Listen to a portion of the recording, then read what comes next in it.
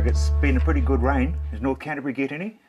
Certainly did, Rob. Got between 70 and 90 mils over most of North Canterbury.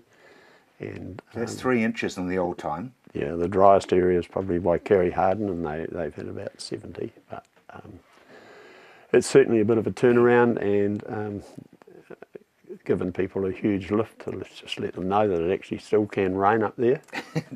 I've got this mental picture of people dancing in the rain with no clothes on because they're so excited. I mean, it would have been genuine excitement. Oh, look, it was. And actually, you're right, Rob. There was an unconfirmed report of someone actually doing that. I can't divulge any No, don't tell us who, because... But I mean, that really... They haven't had rain for 2 years, really, have they? That's right. And you may have read that the rain they'd had in January was actually more than they'd had in the first 4 months of last year. So just gives you some indication of, you know, how dry it was. And the other interesting statistic about the rain is that a gauge in Medbury measured 238 mils last year, and the driest place in New Zealand ever was only about 28 mils less than that. So it's pretty dry.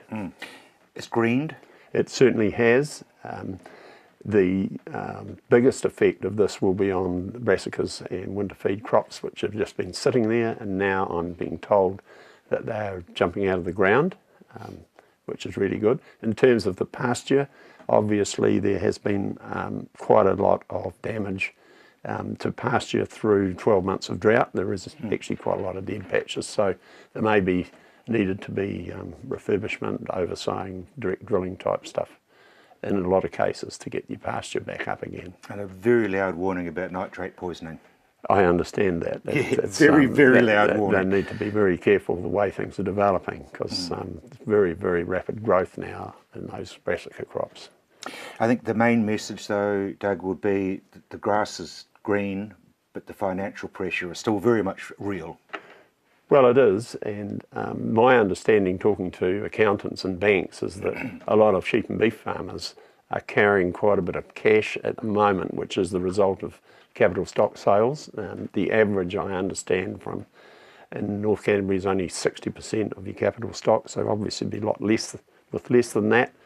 And probably the main financial crunch may not come for another 12 months or so. I mean, stock prices are pretty depressed as far as store stock are concerned. So, but as soon as the grass is there, traditionally the prices rocket.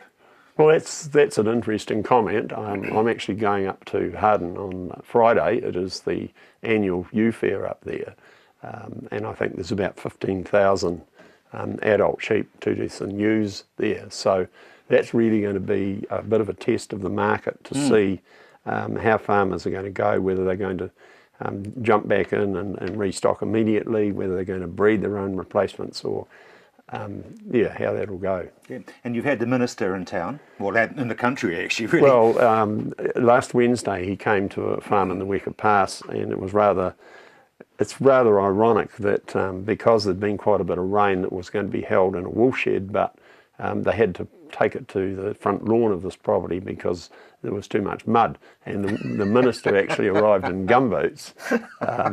Oh, sorry, I know that's ironic. So, and I have to say that we have actually been really well served by the government, in the sense that they have actually, Nathan Guy has been 3 times to North Canterbury. We've had Bill English there, we've had John Key there, Stuart Smith, the local MP, is there a lot. And just the fact that the minister actually shows up and shows some empathy and talks to the local farmers, and he's been through this himself in the 2004 floods, so it was good. It's a great visit.